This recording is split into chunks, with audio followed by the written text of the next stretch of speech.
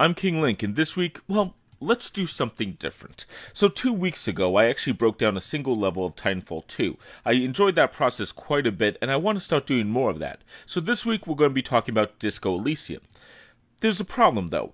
This isn't a level-based game. It's an RPG with rather strange and unique quests. There's everything from a quest to get alcohol, sing karaoke, or even find your badge. So obviously, we can't look at a level. But I don't want to abandon the idea because Disco Elysium is a very different game, and I think the best way to look at it would be this style of dissection. So we're going to examine one quest of the game. I'm calling this a quest teardown, and as such, well, let's look at an early piece of gameplay and see what Disco Elysium does with it. I'm going to be breaking this up into 5 sections. I have to set up the quest for you, talk about what you can learn, who you can interact with, how you can learn information, and then finally I'll conclude with a few more thoughts on Disco Elysium. Chapters will be available. So the first section, let's set up the story so far. You've been watching it on the screen, but this is just an early point in the game. You've woken up in a hotel room, naked, or really rather in underwear. You find your clothes, come downstairs, you may have figured out that you're a police officer, and now working with your partner, Kim Kitsuragi. He's a straight-laced guy from another precinct who you partnered with on this murder. When you walk out into the courtyard behind your lodging, you'll find a decayed body hung up. Kim Kitsuragi wants to examine it for an autopsy, but to do that, you're going to have to get the body down. And this is the quest we're going to be talking about. There's really 2 parts here. You have to inspect the body as it hangs and then get it down. I'll also skip the part of the game where your player has to deal with the stench of the putrefying body. For the moment, we'll talk about that though. Seeing as this is the first major quest, this would be the perfect place for a heavily guided tutorial, but that's not how Disco Elysium does it. The player has as much freedom here as he does in almost any other encounter in the game. Just like the rest of Disco Elysium, you have a chance to be a joker, a proper police officer, or just a total mess of a human being. This being the beginning of the game, there's not many spoilers here, and I'm going to avoid some of the larger ones, but the quest here should give everyone an idea about what Disco Elysium is about and how it's set up. Truthfully, I don't know if I could tell you everything that happens in this one section, as this is a very complex system, so if I'm missing something, it's equally possible I haven't seen it or I'm leaving it out as something for other people to find. There's just a ton of small pieces that can happen. So with this being a game about you being a detective looking at a major crime, a big piece of the game is going to be about the clues of the murder. Many games would have a simple corpse and you learn maybe 1 or 2 pieces that lead you to the next spot on the journey. Not Disco Elysium. Many pieces of the game create threads that you can follow, and our dead body here will have a lot. Before you can remove the corpse from the tree, though, you will start learning a lot about the corpse. You start with a visual examination of the body and puzzle out what has happened here. But there's a lot that you can discover from the corpse as it hangs there. The corpse is wearing fancy boots. These are certainly out of place, as much of his clothes have been torn off. They're actually expensive ceramic armor. You can find the serial number or decide to steal them yourself later if you wish. You can also start doing a visual examination of the body and start to puzzle out what has happened there. Kim, your partner, will take a picture of the body's tattoos, which can be useful to show around, and try to figure out what the tattoos actually mean. And finally, if you look around the body and you have enough skill points in the right area, which again we'll talk about in a bit, you can find footprints of a large group. Pass the skill check and you'll find out that these are from just 8 people. Each of these footprints are a different size, and while the exact measurements seem very important, they're really not. However, the discovery will help you to link. Let's just say that the game will make it clear who these footprints belong to when it comes up. So already we have 3 threads. We have the picture of the tattoos, the ceramic armor, and the boots. We can actually follow up one of these immediately, but the primary goal is still to get the corpse down to do a proper autopsy. So let's see what we can do. And since he's hung up with a steel belt, we have 2 options that the game will suggest. You can either shoot him down or get some assistance. If you try to go for the former, your partner will take a shot, missing every time I believe, and then you can suggest trying yourself. In this case, you have a skill roll, and if you're successful, you can shoot down the body. From there, the quest is over, and the detective duo will start the next quest of doing the field autopsy. Now, the autopsy is a whole different quest, so we're at the end of what I wanted to examine. But shooting down the body can fail, be dangerous, or just be something that the players are unwilling to do. So let's rewind and try a different path. Kim suggests you might want to talk to the leader of the dock workers union, Everett Clare. So let's go meet with some other people on our way to see him. Let's start with this little street urchin who's been on the screen most of this time. You may have seen or already heard from him as well in the dialogue. You may think I'm unfairly criticizing him, and don't worry, when you get to know Kuno, you'll say much worse about him. Kuno is Kuno, and honestly, this is perhaps one of the most annoying, interesting, and unique characters in Disco Elysium, and to dive into his character and what he really means requires a lot of spoilers over the entire course of the game that I'm going to avoid. However, at this point, he's just a foul-mouthed distraction. Kuno and his partner, Kunoise, taunt the player as he works on exploring the corpse or just is in the area, usually shouting a particularly offensive term for homosexuals or bundles of sticks, talking about your actions in crass and rude manners, and in general, trying to ruin your day. Or to say this slightly differently, he is an internet troll without the internet. But there's something great about Kuno in that he represents a big piece of how Disco Elysium builds its world. Disco Elysium's world is placed in a nation of Revachol, which is not doing well, and while 2020 is not doing anyone any favors on Earth, Revachol is in a far worse spot. Revachol is a dead city in a dead country who's feeling the effects of a failed revolution from almost half a century before. It spasms as the last of its lifeblood is being squeezed out, and Kuno and many of the other characters here are a perfect example of this. So if at first you dislike how this character talks, I agree, but I'll say there's some magic about the flawed character designs in Disco Elysium. Almost every character gives a peek into the universe and the unfortunate situation that everyone finds themselves in. This helps the player to understand the state of the world, and it's not a happy one. I actually prefer this style of storytelling quite a bit because rather than exposition dumps to tell you where you should go, you'll learn more about Revachol, the failed revolution, and more as you explore and talk to various people you meet. It paints a better picture, and it's one that will stay with the player for a longer time. Still, we need to go meet Everett Clear, and Kuno is not going to help us. So there's a few ways to reach Everett Clear, such as making a leap from a building to a neighboring roof, or going through Measurehead, who is our second character we must discuss. And Measurehead is... okay, listen. Measurehead is a colorful-looking character, but when you talk to him, he's a physically intimidating person, and he's also a racist piece of shit. But just like Kuno, he's an interesting character. So, of course, as a towering Goliath, you have the ability to knock out Measurehead in a very challenging fistfight where you have to show off your physical dominance. That's certainly one way to get past him, though it is a much harder fight than you may be able to take on right now. The other way... okay, I need to take a little diversion here. So when I was playing Bioshock Infinite and I got to this scene where I had the choice to throw a baseball, I could throw it at the racist or the interracial couple. I was chided by my friends for choosing to throw it at the couple, and I reasoned that I was undercover and I wanted to avoid being noticed. You can make your own choice if my action was right or wrong, but it doesn't matter. Racism is bad, and Bioshock wants you to know that, so no matter what you choose, you have to shoot your way through a lot of racist in Bioshock Infinite, and that's the true depth of Bioshock's commentary on racism. They may show you more stuff, but racism is bad, and that's all they want to say. That's really how games deal with racism and many issues, and before you say anything, again, I do believe racism is bad, but I don't think Bioshock is going to change anyone's mind with their morality play. Instead, it can create or support a victim mentality for racists and doesn't challenge the actions no matter who you are. Disco Elysium does something different. You can actually discuss Measurehead's race theory, which a short version is his race, the Seminoles, which equates to, I believe, a predominantly black nation, should take over the Occidentals, which, again, I believe equates to the white European races here. And don't worry, there are, of course, also white racists in the game too, they just have a smaller part. But anyways, Disco Elysium then takes another step. If you choose to, you can learn all about how Measurehead views race. Your character will be forced to listen to all of Measurehead's bullshit. And this isn't required, but it is an easy way to get past Measurehead. If you want to use this, you listen to Measurehead talk about his race theory, then you'll have to internalize his race theory for about 90 in-game minutes, and boom, suddenly you can pass a verbal check where you can say almost anything to get past him. You then can remove the race theory from your mind, or not. It does have a little bit of a skill change, but that's up to you if you want to keep it.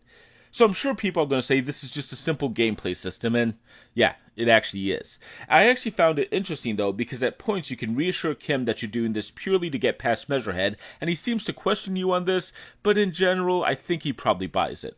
The thing is, later on, I accidentally used the word Kipt, K-I-P-T, and I think that's how you pronounce it. This is a racist word for Kim's race, who seems to have heavy Asian influences.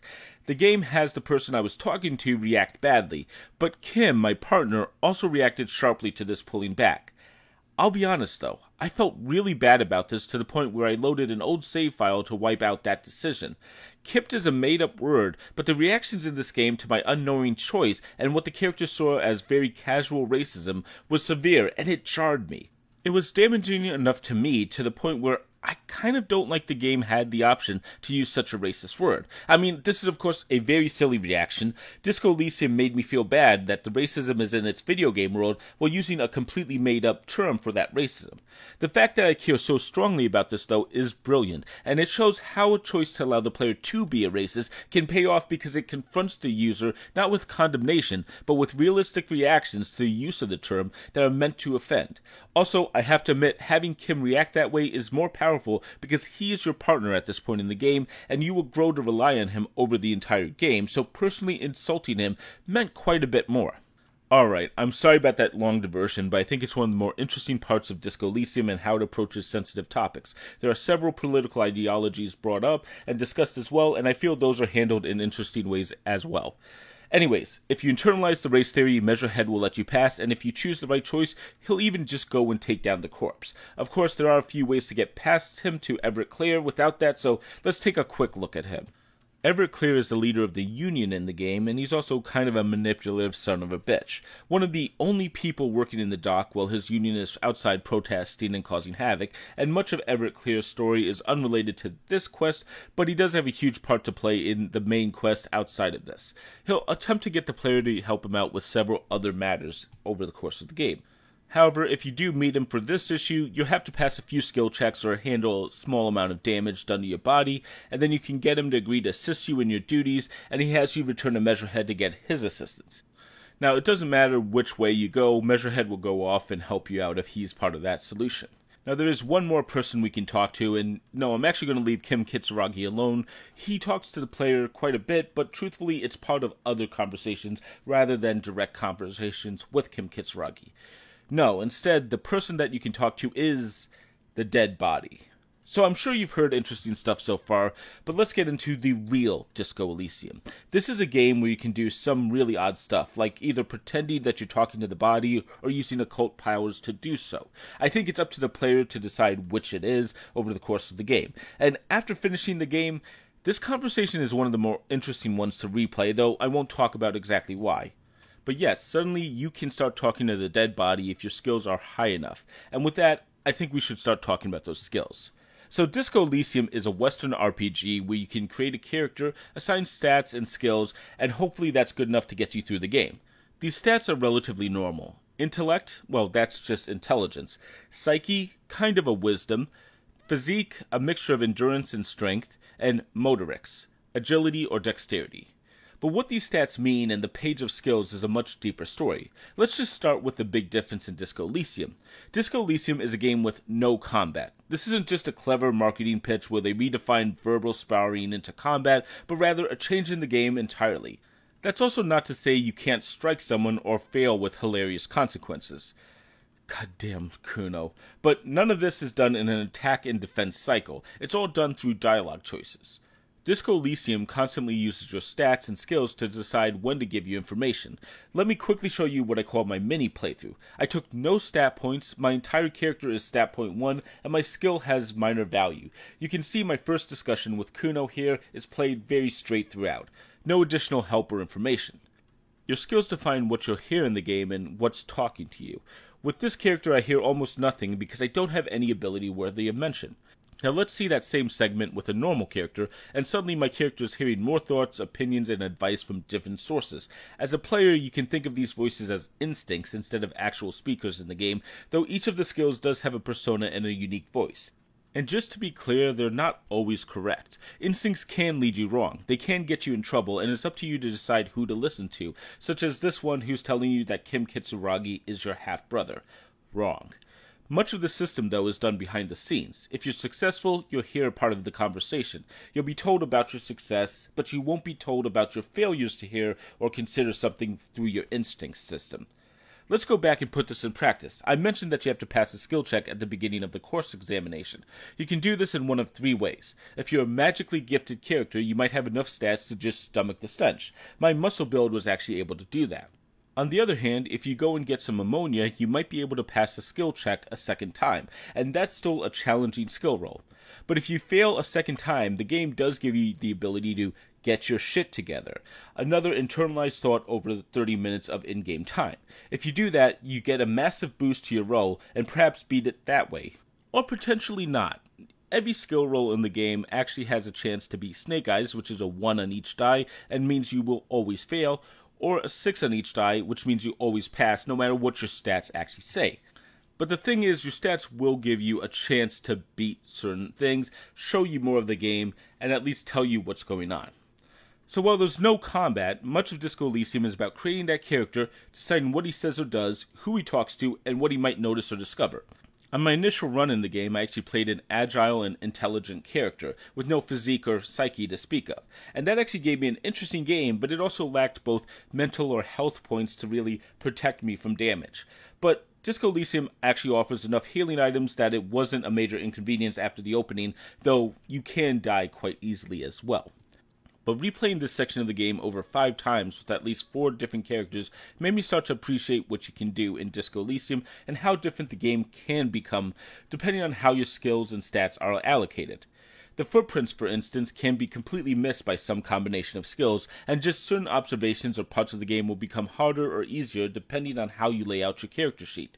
You can also upgrade your skills once a level, though without repetitive combat you will gain levels only by completing quests, discovering information, and generally exploring the game.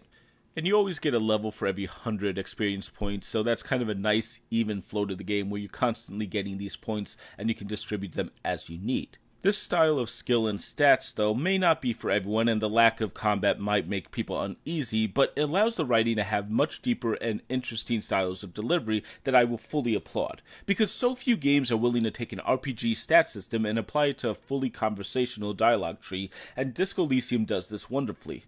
And that's the most important parts of the opening quest in the game, and much of the game of Disco Elysium actually lives up to this quest.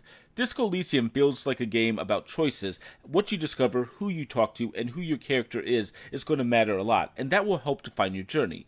That's a good thing. But sadly, Disco Elysium isn't perfect. The opening quest is a perfect example of what Disco Elysium strives to be, and succeeds, at least for a majority of its runtime. Disco Elysium is an open exploration of an amazing story, but the third act, or really the final hour of the story, is where Disco Elysium lets itself down. If you've heard me talking about an open game with multiple possibilities and many different experiences, that is absolutely Disco Elysium.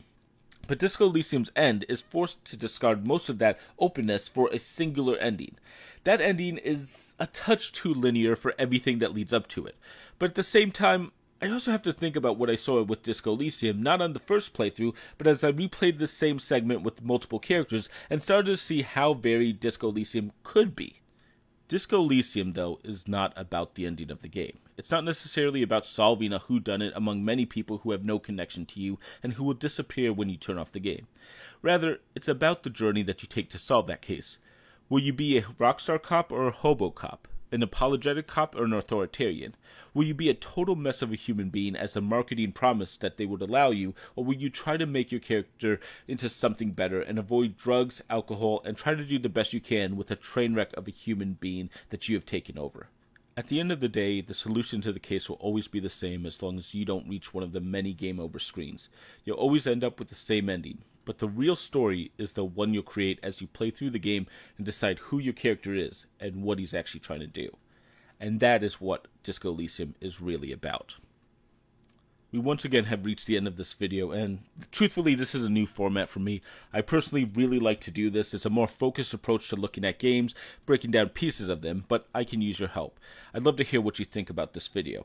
Of course, if you just want to talk about Disco Elysium, talk about what I missed, what I should have seen or talked about, or even surprise me with some factoid about Disco Elysium, let me know down in the comments, because Disco Elysium is a great game. I'd love to talk about it some more. Maybe we will in a couple months. If you're new here and want to hear more from me, consider subscribing and ringing that bell to get notifications when my new videos are out, and don't be afraid to share this video with others. I'll pop up my last video in Titanfall 2 where I break down a single level in that game to figure out what makes Titanfall 2 special as well, and I'll also pop up something else just for you. Until next time, I'm King Link, and thank you for watching.